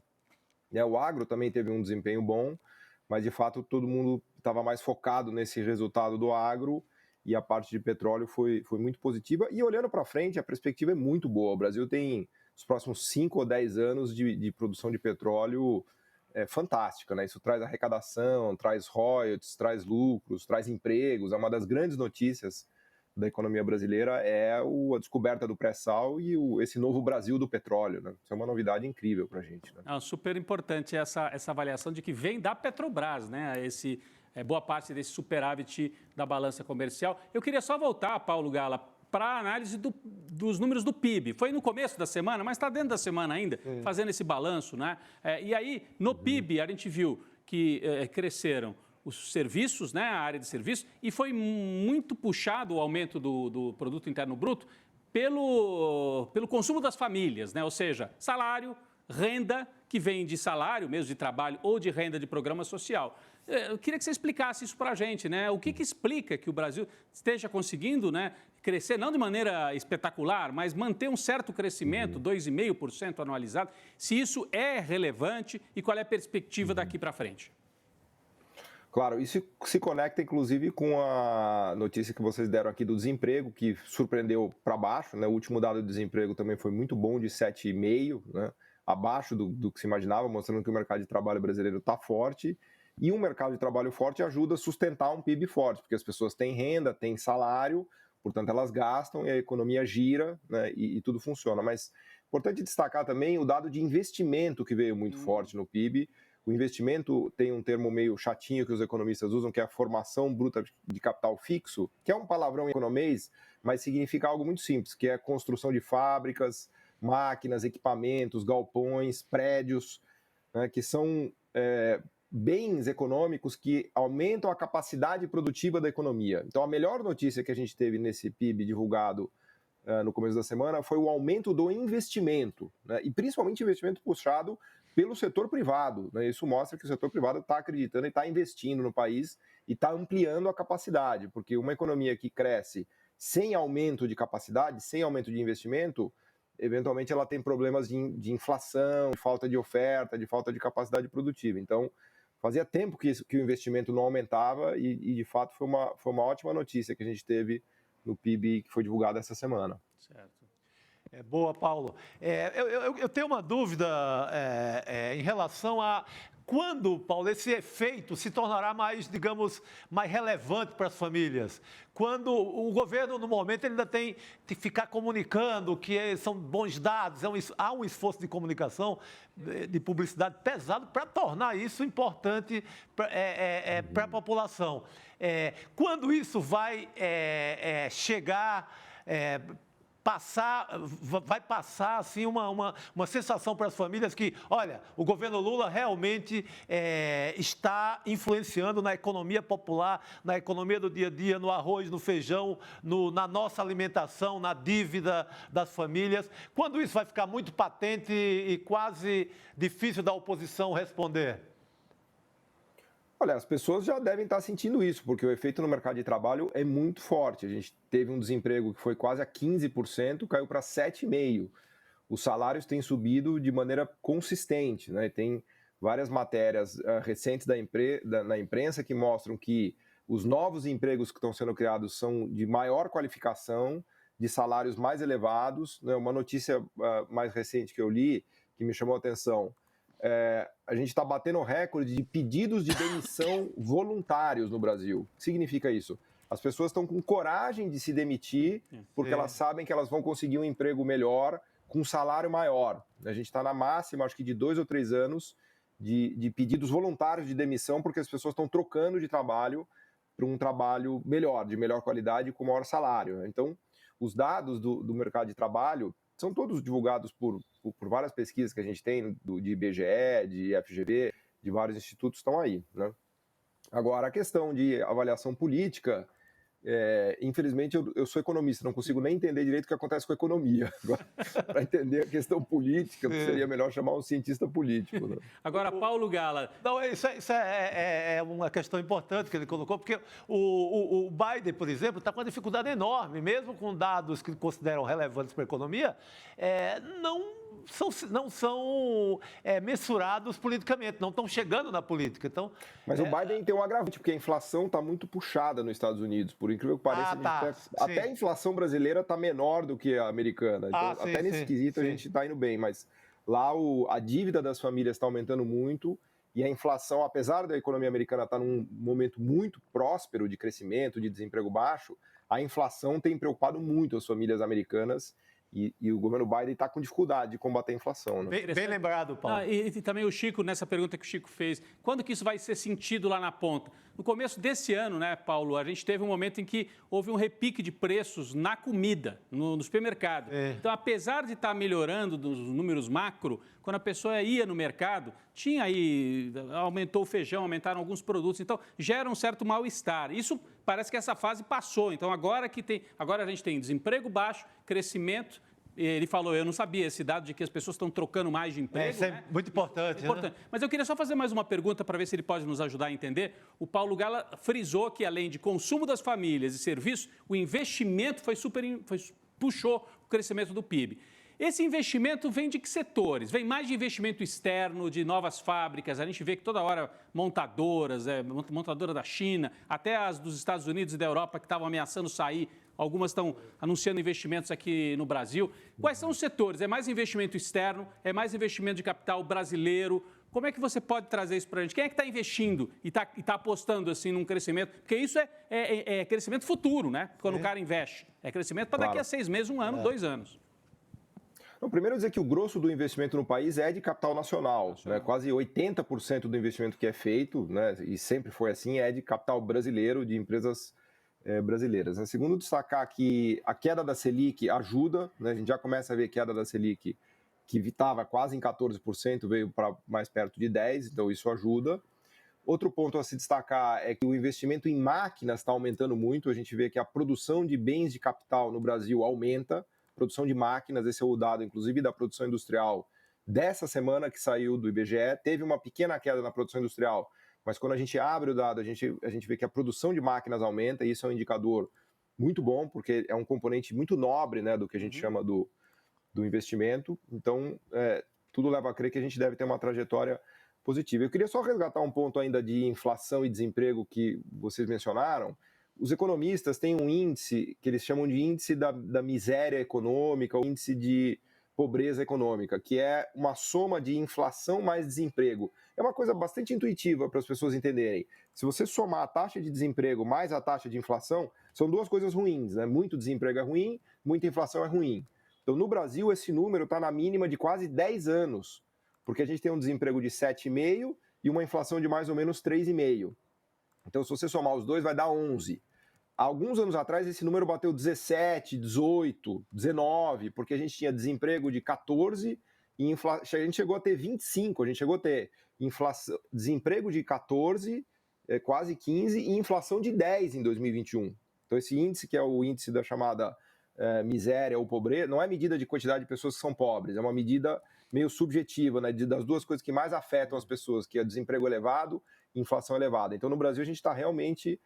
o índice per se está no melhor nível dos últimos 10 anos, se você somar inflação e desemprego. Né? Então, a gente está quase voltando naquele período pré-crise política da Dilma Rousseff, vamos dizer ali, sim, né? 2013, os indicadores 2014, né? É isso, estão né? chegando nesse nível, exatamente. Olha só que rápido que está sendo essa recuperação. A diferença é que agora a gente tem uma extrema-direita, eu sei que o Paulo Gala não quer entrar tanto na análise política, mas a gente aqui a gente tem uma extrema-direita que leva o debate, sai da economia, como a gente tem dito aqui, aquela frase economia estúpido, parece que não vale mais tanto, né? Vale um pedaço, acho que vale até um certo ponto, né? Mas parece que já não explica tudo. Eu vi o Antônio Lavareda, que é o homem das pesquisas, o mago das pesquisas, sociólogo lá de Pernambuco, ele dizendo que segue valendo. Ele acha que segue valendo. E olha que ele estava vendo o comportamento dos Estados Unidos no momento, até quem combate o Biden em economia, mas o assunto discutido é economia.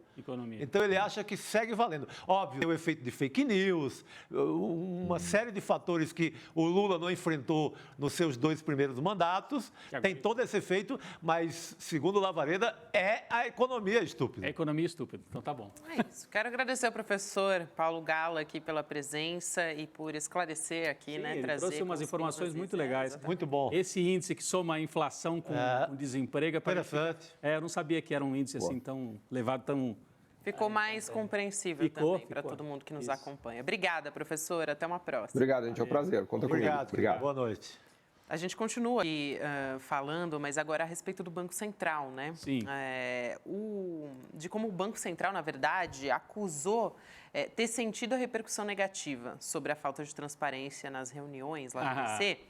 Hoje tem um artigo do jornalista Alex Ribeiro, no Valor Econômico, dizendo que o BC não deve mais fazer reuniões fechadas com grupos do mercado. Olha isso, gente. Sentiu o Galvão? É o famoso sentiu o Galvão.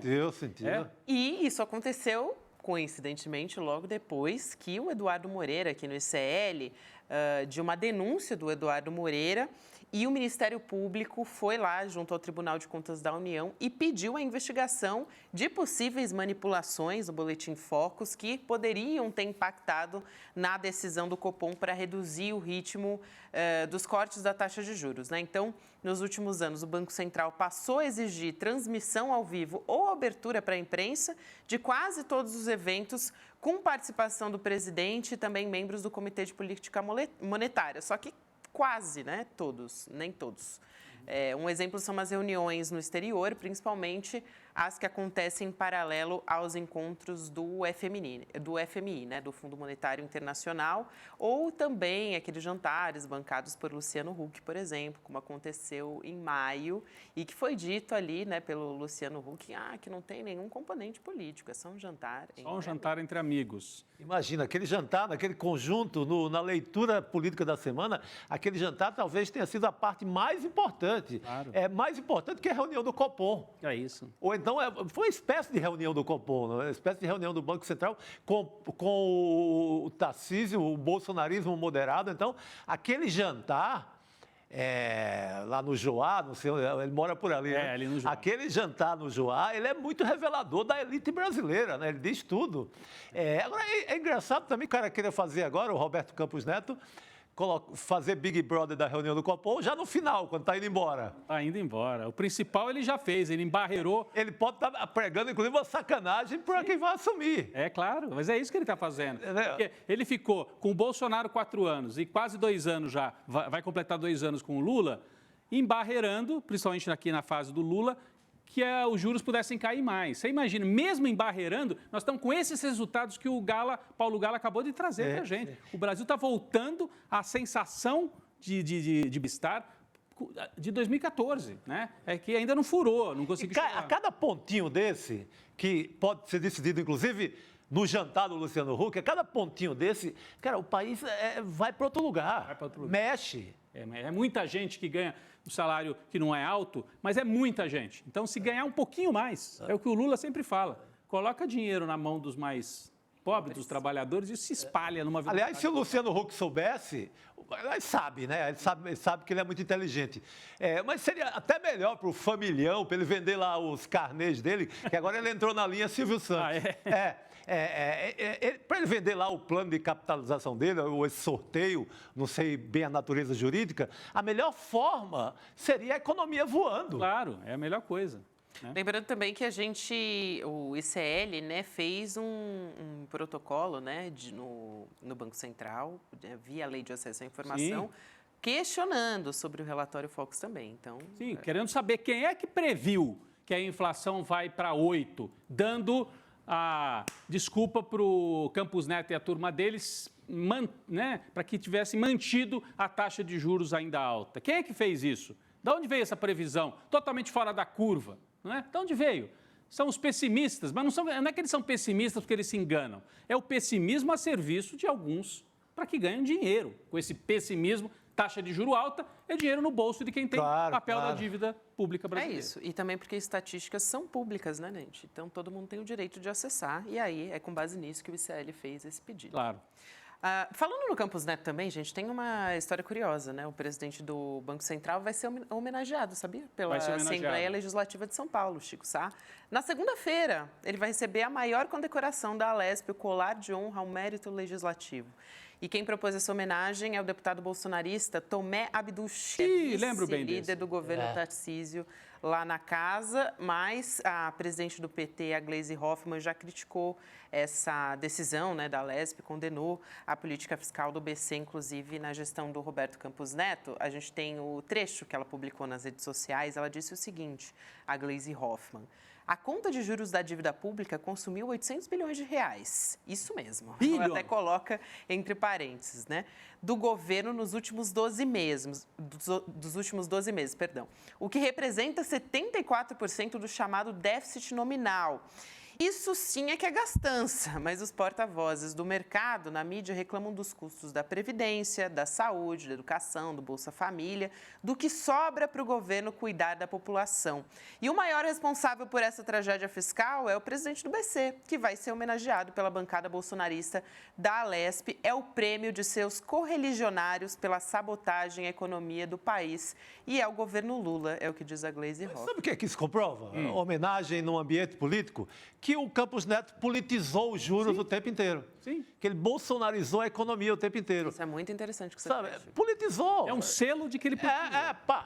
Ele anda... Ele diz que é técnico, né? técnico. Em jantares políticos de conspirações de 2026. Ele anda sendo homenageado em assembleias. Isso não é papel que cabe ao presidente do IBC, que seria independente, técnico, né? Não é papel. Então está politizado. Isso deixa bem claro para todo mundo. E pode ter pretensões políticas o Campos Neto. Ele pode ser que ele queira concorrer a um Senado, a deputado, por essa linha bolsonarista. E o deputado que propõe esse Tomé Abduch é um que estava no palanque do Bolsonaro naquele ato de 2021, no 7 de setembro. É dessa... Olha ele aí, ó. Nossa, a foto é exatamente essa foto que eu me lembro dele. O Bolsonaro atacou o ministro Alexandre de Moraes diretamente. Isso. Estava com a camisa da seleção. Que o Bolsonaro disse, agora acabou, não cumpro mais nada. Ele estava do lado... Chamou o Alexandre de Moraes de canalha e tudo. Não o deputado, você diz o próprio Jair Bolsonaro, né? É, isso mesmo. Isso aí. E ele estava nesse evento, então ele é da tropa de choque bolsonarista. Então, é uma operação bolsonarista. Só que tem esse dado que o Chico coloca aqui. Não sei se é inteligente do ponto de vista... assim, da venda da imagem de um técnico. Porque você politiza demais. Deixa claro que ele é um político. É assim como o Moro diz, não, eu sou um juiz, aceito o cargo de ministro, consolidou tudo que a gente dizia dele, né? Foi o selo que faltava. E agora é mais um selo. O Roberto Campos Neto vai lá se abraçar com os bolsonaristas na Assembleia Legislativa de São Paulo. É impressionante, gente. É impressionante. Vamos seguir aqui trazendo uma outra notícia, gente, falando em extrema-direita, né? Tanto no Congresso, nas redes sociais, a gente tem o ódio sendo espalhado também, de diversas formas, inclusive contra a Maria da Penha, ela que foi vítima de uma tentativa de feminicídio e que dá nome à Lei Maria da Penha, né? Que é a principal lei de proteção às mulheres do Brasil. Ela vai ganhar proteção especial depois que ela recebeu uma série de ataques nas redes de comunidades da extrema-direita e dos chamados Red Pills, os masculinistas que espalham ódio contra as mulheres. Recentemente a gente teve um site aí da extrema-direita, que eu não quero nem citar o nome, que fez um documentário contando a versão do agressor, do ex-marido, quer dizer, deturpando completamente, tentando deturpar, apagar a história da Maria da Penha e fazer com que ela, né, nesse papel de vítima, inclusive revitimizando a Maria da Penha e tentando mudar, colocar o agressor dela como vítima, né, de uma espécie de complô. Então, essa confirmação da proteção da Maria da Penha foi dada pela ministra das Mulheres, a Cida Gonçalves. Agora, é impressionante, assim, ela está recebendo uma rede de solidariedade muito importante, pelo menos de mulheres progressistas. A deputada Fernanda Melchiona foi uma delas, que publicou nas redes sociais, dizendo toda solidariedade, apoio a Maria da Penha. Fundamental que o Estado, além de garantir a sua proteção, identifique e responsabilize os agressores. A deputada Erika Hilton também se manifestou e disse que enquanto a justiça continuar permitindo que produzam mentiras e farsas como essas nas redes sociais e que vidas sejam ameaçadas, ninguém estará seguro. A gente lembra também, é muito importante, porque justamente o ICL fez, né, um documentário no YouTube, um episódio sobre a Maria da Penha naquela série Máquina de Moer Reputações. E dá para assistir no YouTube do ICL também. E aí conhecer a verdade sobre a história da Maria da Penha. E não essa que tem certos sites de extrema-direita que estão querendo trazer. Agora, só queria explicar aqui o que é Red Pill, nem todo mundo conhece, né? São esses homens aí que eles dizem que se opõem a um sistema que favorece as mulheres. Eu queria muito conhecer esse sistema que favorece as mulheres, né? Porque Qual é o nome em inglês? Fala... É o Red Pill. Eles pegaram aquela história da Matrix, né? Do filme Matrix, que tem a pílula azul e a pílula vermelha. A partir daí eles criaram E aí a pílula vermelha seria a pílula que você usa para enxergar a realidade dos fatos. E eles acham que a realidade dos fatos é que as mulheres são aproveitadoras, oportunistas. Então vem toda pegaram essa uma história ficção, uma ótima ficção, aliás, o Matrix, um bom filme, deturparam. E transformaram noutra mentira, noutra ficção, que é essa história de que mulher é beneficiada no Brasil. Imagina, cara, nem a igualdade salarial se conseguiu até agora para valer. Não, e assim, quando a gente lembra na história da humanidade, né, essa coisa de que as mulheres são manipuladoras, são perigosas. Bruxas, né? Que é a história da Idade Média. Isso vem da Idade Média. Então, desde Adão e Eva já. Isso, então tem assim, eles pescam essas coisas que estão aí eu não gosto desse termo inconsciente coletivo, que parece que é quase natural. Não é construído. Sim. Mas eles pescam isso que está aí na história da humanidade no momento em que uma parte dos homens, Gabi, se sente ameaçada. E fica recalcado, porque as mulheres vão ocupando espaço. Você sabe disso, eu não estou falando para você, estou falando só assim, trazendo o contexto. Então, como os homens ficam recalcados, o bolsonarismo, a extrema-direita, e não é só no Brasil, né, joga com isso. Né? Vamos pegar esses caras que não sabem o que fazer da vida, porque foram criados de uma maneira, a hora que eles chegaram no mundo, mas agora eu não posso falar nada? Não pode, nada não, você pode falar muita coisa, mas tem algumas coisas que não deve. Né? E aí, então, isso agora estão me oprimindo, é a opressão do homem. Porque simplesmente está colocando limites para fala. Mas aí é que você cria todo esse caldo de extrema-direita e do bolsonarismo. Ele é feito desse ressentimento. Ressentimento, a do palavra homem é correta. Que acha que está perdendo espaço. Eu não posso mais fazer isso, não posso fazer aquilo. Pô, pode fazer um monte de coisa. Para com isso, né? Gente, a gente falou especificamente da Maria da Penha, né? É um caso que ele foi condenado, inclusive por tribunal internacional. O Brasil foi condenado por demorar para agir. A Maria da Penha, ela teria morrido se não fossem as circunstâncias. Então, ela estar viva e ela ser, né, convertida numa lei é a maior prova de que esse caso acontece não só com ela, mas com muitas mulheres. É uma das maiores preocupações hoje ainda da nossa segurança pública, é justamente a violência contra a mulher. Então, é fundamental que as pessoas, né, tanto a deputada Fernanda Melchiona, a Erika Hilton e todo mundo se coloque a respeito disso e, de fato, chame a atenção de como o judiciário tem que prestar atenção nisso, porque aqui a gente está falando não só de violência contra a mulher, nem só de Red Pills e como esses grupos aí masculinistas, né, se organizam nas redes sociais, mas como o poder público tem que fiscalizar isso, né, Rodrigo e Chico? Porque não tem uma regulamentação nas redes sociais. E aí, quanto mais eles continuam agindo nas redes, eles estão propagando, eles estão cooptando, inclusive, meninos, crianças. Eu já conversei com isso com a Letícia, eu esqueci o sobrenome dela até, que é especialista em redes sociais. Se a produção me lembrar... Cesarino, não? Cesarino.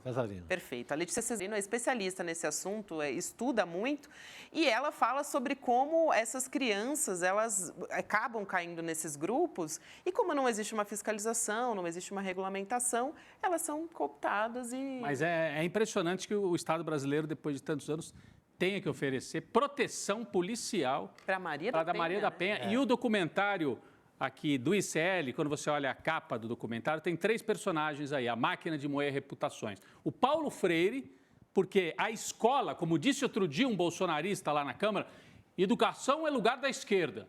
Porque eles sabem que uma escola crítica é uma escola que é para derrotar a extrema-direita. Então, Paulo Freire tem que ser destruído.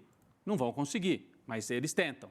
De outro lado, a Maria da Penha, as mulheres vão falar, vítimas de agressão, vão falar, vão denunciar, e tem uma lei que protege, que dá teoricamente, né, porque também as coisas não são fáceis, mas que teoricamente cria um caminho para delatar. E a Marielle. Então, é uma máquina que, no caso da Marielle, foi para exterminar fisicamente a Marielle. No caso do Paulo Freire, é exterminar a imagem, né, as ideias, e no caso da Maria da Penha é para destruir também o que ela construiu, o que ela significa. Mas a Marielle foi exterminada fisicamente. Eu estava lendo aqui do Rony Lessa, né, que é a notícia de hoje, só para a gente juntar as coisas, né? Ainda não chegaram aqui às nossas mãos os trechos completos que foram liberados pelo Alexandre de Moraes. Ele liberou 2 trechos inteiros da delação do Rony Lessa. Mas 8 horas de 8 horas. Mas algumas coisas já começaram algumas informações começam a aparecer aqui e ali. Primeiro, o Rony Lessa, nessa delação, disse que chegou a planejar matar a Marielle dentro da casa dela. Que no começo a ideia era matar dentro da casa dela. Depois eles acharam que ia ser um pouco problemático. Aí mudaram. E que ele usou um silenciador no dia do crime e que jogou esse silenciador no mar, no Rio de Janeiro. São, assim, detalhes que vão aparecendo que ele contou e que vários deles vão aparecer. Daqui a pouco a gente vai ter acesso na íntegra a esta delação do Rony Lessa, Gabi. Só lembrando também, já que você conectou com o caso Marielle, Rodrigo, que o Rony Lessa, ele explica também nos trechos de delação que já foram para o ar, e o Sérgio Ramalho chamou atenção para isso também, que é um jornalista investigativo que cobriu muito o caso Marielle, que a Marielle ela foi morta também justamente por ser uma mulher e por ser uma mulher preta, porque achavam que ela não teria uma relevância, né? Então, ele fala isso, a gente pensaram em vários nomes. Pensamos em ir para cima do Tarcísio Mota, que é um deputado. Marcelo Freixo, mas era complicado. Mexer com Marcelo Freixo ia dar repercussão nacional. Ele não fala, né? Mas a conclusão óbvia, Marielle não. Marielle a gente mata como um recado e não vai dar a mesma repercussão. É isso aí. Hoje o mundo inteiro cobra isso. Eles erraram na avaliação. E olha quantas Marielles, né, que surgiram aí, sementes de Marielle. É isso. Gente, quero lembrar você que a gente está na contagem regressiva para o Despertar Empreendedor. 7 dias para o nosso primeiro grande evento presencial aqui do ICL.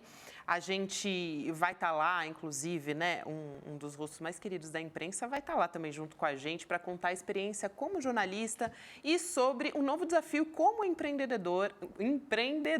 Eita, essa daí, né, saiu um falho aí. Fátima Bernardes vai estar lá com a gente contando a história dela, que está agora se aventurando como empreendedora. Ela que é jornalista, apresentadora. Quem não conhece Fátima Bernardes, né, gente? 35 anos de carreira, agora também no entretenimento. E ela começou em 87 como repórter da Rede Globo e hoje ela tem um reconhecimento, enfim, como âncora nacional, né, por mais de 20 anos. Ela estava no programa Encontro, ela tinha discussões a respeito do cotidiano e social, a respeito de diversidade, inclusão também. E hoje a Fátima Bernardes ela está justamente agora se aventurando em novos formatos, né, como empreendedora. Então, a gente vai conversar com a Fátima Bernardes nesse evento a respeito disso. Tem um outro recado que eu queria dar aqui, a gente estava falando, eu quase me esqueci, tá? Mas é importante. Sobre o documentário, o Rodrigo, sobre o Máquina de Moer Reputações, para assistir tanto o episódio da Marielle como da Maria da Penha, tem que se tornar membro do ICL, sim. Então, é importante fazer essa observação aqui, porque você não vai encontrar, não está aberto para todo mundo assistir. Tem que ir se tornar membro do ICL. Voltando aqui para o Despertar, né? Outros nomes vão participar desse evento importantes, Fernando Haddad, ministro da Fazenda, tem o Márcio França, tem o próprio Eduardo Moreira, o Rafael Donatiello, enfim, tem muita gente. E temos um convite de uma pessoa especial, vamos assistir. Fala galera, eu sou o William De Luca e eu tenho um convite para vocês. Nos dias 14, 15 e 16 de junho vai rolar o Despertar Empreendedor, um evento que promete redefinir o conceito de empreendedorismo no Brasil. E sim, eu estarei lá e a gente vai se encontrar no evento. O Despertar vai acontecer na Vibra São Paulo, a maior casa de shows do Brasil. Então, se você ainda não garantiu seu ingresso, tá na hora, viu? É só entrar em despertar2024.com.br e garantir o seu. Não dá pra ficar de fora. Então é isso, a gente se vê no Despertar. Eu tô contando as horas. Fica a dica, então, do William De Luca para você. Ainda dá para garantir o ingresso. Você tem que acessar o despertar2024.com.br. Vai ser na sexta-feira da semana que vem. Começa no dia 14, vai para o dia 15 e também no dia 16 de junho. Eu já estou rindo aqui porque nossa equipe já está sextando, né? E virou tradição. Finalzinho, eles colocam uma imagem aqui que, olha, você que está aí na sua casa... Você não vê. Pelo amor de Deus, graças a Deus, vocês não têm acesso ao que só a gente vê. Pelo amor de Deus. É isso. Essa daí foi sensacional, realmente. Aí todo mundo vai ficar na curiosidade. Talvez um dia a gente faça uma compilação, né? No final do ano, aí, com todas essas imagens colocadas aqui no horário de... Espero que não levem essas imagens para o Despertar Empreendedor. Não, essas aí são proibidas. Essas daí são imagens proibidonas. São proibidonas, gente. Bom, vamos nessa então, sextou, então vou aqui recomendar que você seste aí com juízo, mas nem tanto. Uma boa noite para você, boa noite para o nosso querido Chico Sá. Boa noite. A hora da Jurubeba. A hora da Jurubeba, tá liberado. Agora partiu, Jurubeba. Aí, ó, vamos Jurubeba para todos aí. Valeu, gente, até semana que vem. Olá, eu sou a Débora Magan e eu tenho um convite muito especial para fazer para vocês. No dia 14, 15 e 16 de junho, vai rolar o Despertar Empreendedor, que promete redefinir os conceitos de empreendedorismo no Brasil. O evento vai acontecer no Vibra São Paulo, a maior casa de shows do país. Eu vou estar lá e a gente vai se encontrar. Se você ainda não garantiu o seu ingresso, tá na hora, hein? Entre em despertar2024.com.br e garanta seu ingresso. Então é isso, não dá para ficar de fora. A gente se vê no Despertar, eu já tô contando os dias.